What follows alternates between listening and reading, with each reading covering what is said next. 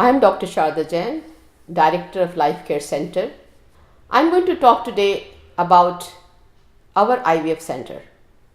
As far as IVF is concerned, two things are very important.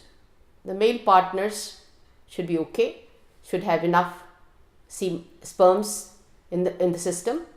55% the patients coming for IVF have male factor.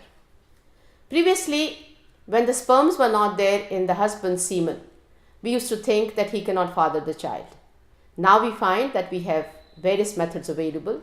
Our experts have expertise to take out the sperms from the testes, and even if we retrieve about 9 to 10 sperms, we can definitely give the baby, which is you are fathering the child.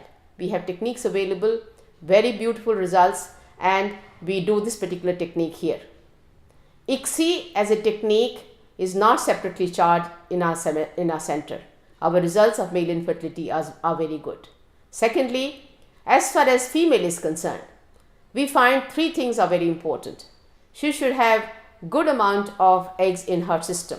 In case if her ovaries do not have good amount of eggs, then in that particular case it is substantiated by AMH, which is a hormone which tells us that the ovaries has exhausted its eggs. In that particular case, we have third-party egg donation program in our place, and we can help you out to have a child through the donor IVF cycle.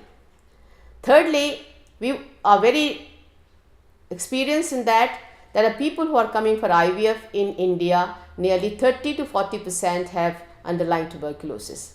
So this particular factor, we rule it out, and we try to see that the cavity by hysteroscopy is absolutely all right, and then you are ready for an IVF pregnancy. As for the donor IVF is concerned, we have a success rate of 50 to 65%, and for the self cycle we have a success rate of 40%.